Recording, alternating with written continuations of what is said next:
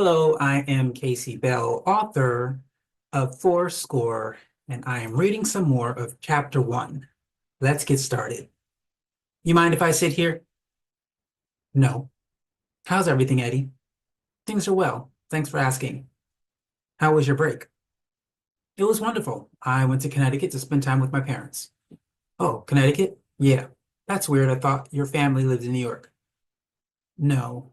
Why would you think that, Lex? Because while we were on the American tour, you seemed to make a lot of calls to New York. One number in particular. He pulls out a paper and he reads it. 212-555-1334. How did you know that? Because you made some calls on the hotel phone. I had all the phones in your rooms tracked in every hotel. Is it an invasion of privacy? Not contractually, and you shouldn't be worried. Some of your co-band members made some 1-800 calls, if you know what I mean. So who is this person? He's a high school friend. I haven't seen him in over a year.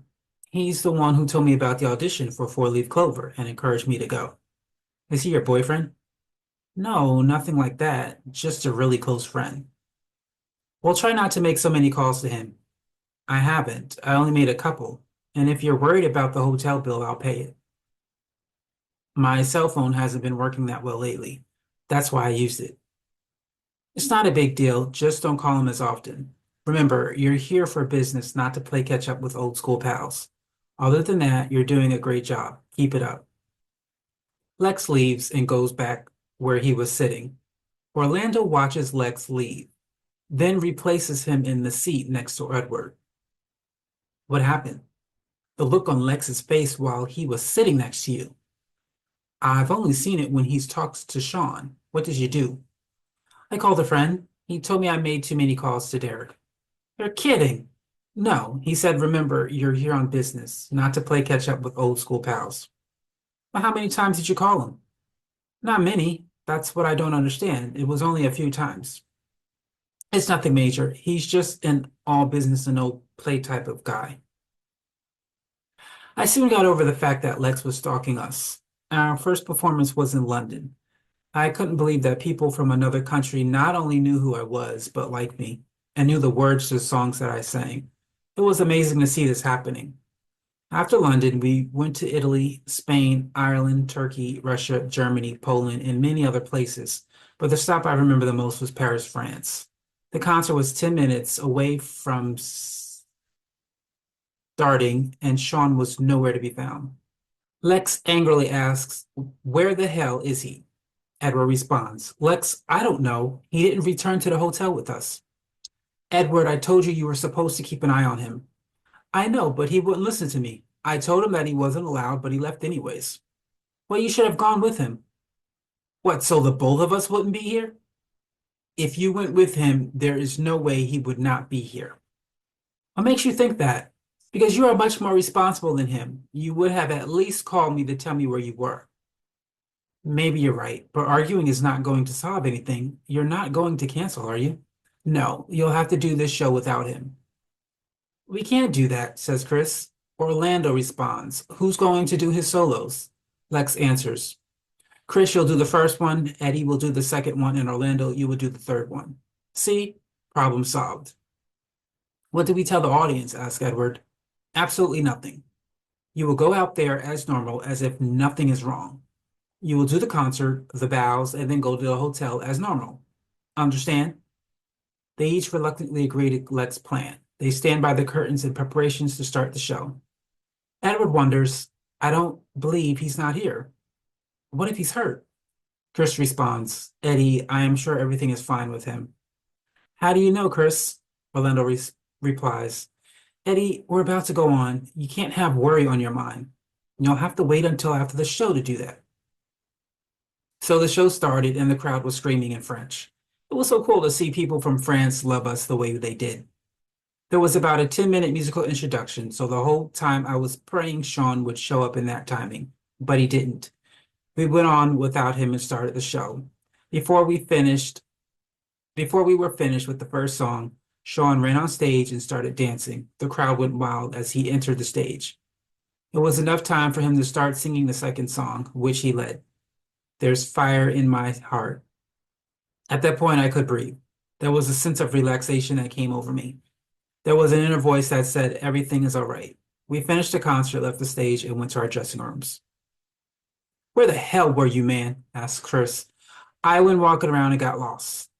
They all laugh at him. How did you get lost? Asked Edward. It was easy. I didn't know where I was, and no one spoke English. They laughed again. How did you finally find the place? I just kept walking until I found someone who spoke English. Well, broken English, but he helped me. Did anyone recognize you? Asked Orlando. A couple of people did. It was pretty cool to be noticed in another country. You know Lex is going to kill you, right? Says Edward. Lex can kiss my ass. Hey, I got here on time. Lex enters and interrupts.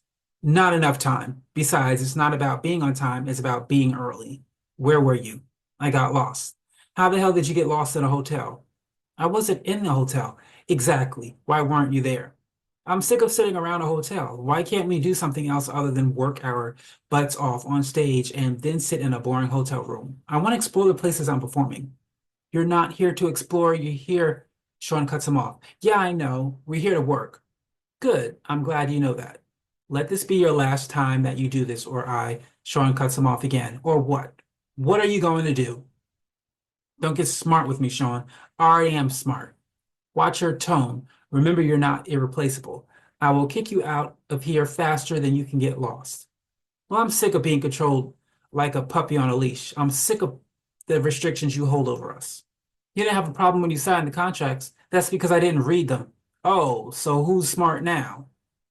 Okay, I was stupid for not reading the contracts, but you don't have to be such a stickler. It's not like you own us. See, that's where you're wrong, Sean. I do own you. I own 4SCORE, which means I own you. I tell you what to do, how to do, why to do, when to do, where to do, who to do, and you smile and like it. Now you look. I don't want to hear another word out of your mouth. You're this close to the unemployment line. Now get changed and get in a limo and go to the hotel. Lex walks away. He owns us, replies Chris. He sure as hell acts like it, replies Orlando. Edward just sits there stunned and frightened. Are you okay, Eddie? asks Orlando. Yeah, I'm fine. I never realized how Lex thought of us. We were property to him. I've had a different view of him ever since. After Europe, took another month break. By then, our sophomore album was about to be released. It was 3 years, and I hadn't written, called, or seen Derek. I went by his apartment as a surprise, and he wasn't there. Then I called him, and he sounded different. He told me that he had moved. I went to his new place, and it was wonderful. He was co-owner of the restaurant and moved to a better place. I met his girlfriend. She's very pretty and nice, and she asked me for an autograph. She was a little upset because Derek never told her that he knew me. I didn't know what to talk about with him, for we had drifted apart. I was upset with myself for being so afraid of Lex. Had stopped communications with Derek because of Lex. I spent the whole week with him and things got a little better. I thought we could just pick things up where we left off, but we couldn't. He had changed so much, or was it me? I wasn't sure, but we weren't the same friends as we were. After the week, we said goodbye, and I told him I would try to write him more. Our second album came out about 2 months after we returned, and it was back to work. We did a short American tour, and soon after we started our Asian tour. It was in China when things got worse with Sean and Lex. They just could not see eye to eye. Lex, for the first time, took us around China, and we were able to explore. It was only for 2 hours, but it was better than sitting in a hotel room. The last place he took us to was a gift shop. Near the shop was a tattoo parlor, and Sean wanted to go. Lex said no. We don't have time for you to get a tattoo. We must get back to the hotel. Lex, come on, it won't be long. Sean, the answer is no. Besides, as a member of 4SCORE, you can't degrade your body in any way. Who says? And it's not degrading my body. The contract you signed says, now that's enough. Let's go. No, I am sick of you controlling me. You're not my father. Thank God for that. Orlando erupts. Sean, can we just go? Why do you have to get it now anyways? Shut up, Orlando. Edward responds, Sean, you're making things harder for yourself and us. Lex replies, I think you should listen to your bandmates. Come on, everyone in the limo. Chris walks up to Sean. Just get it later, when he's not around. He's always around. During that trip, I shared a room with Sean. Before leaving for the concert, I talked to him. Why do you keep arguing with Lex? Because Lex is annoying. I can't do anything without him breathing down my neck. He's just trying to look out for us. He's just doing what he thinks is best for the band, you know? No, he's doing what's best for him. You know, he gets paid before us. So he needs to make sure everything we do makes a lot of money so he can get paid. He doesn't care about us. That's why he has us locked away like some fairy tale princess. He wants to make sure his money-making puppets don't run away. He's just worried about us. Wake up, Eddie. He's trying to control us. Hell, he's not trying. He is. Okay, maybe he's a little controlling. But shouldn't the fact that you want to be a part of this group be enough for you to just obey him? No, I auditioned for this so that I could get away from my mother. And do you know why? No, why? Because she was too controlling. Everything I did was wrong for her. When I left, I couldn't have been happier. But Lex, he's worse than my mother. I can't take him anymore. You're not going to quit, are you? No, I like 4SCORE too much to quit. Then you have to stop doing whatever you want. Trust me, I hate it just as much as you. Did you know Lex checks the phone calls we make in the hotels? No, I didn't know that. That's invasion of her privacy. Not contractually. I'm just as mad as you. One of my best friends is now estranged from me thanks to Lex. Sometimes you have to make sacrifices. Maybe you're right. Besides, our contract ends soon. We can just ask him to change some things. You actually think he's going to change? If not, we can always get another manager. It's just that right now we are under contract and we can't do anything until the contract expires. I was so sure that I could change things with the help of the other three, but things happened that were unexpected. After Asia, we did a short tour in South America, and then we were back in New York.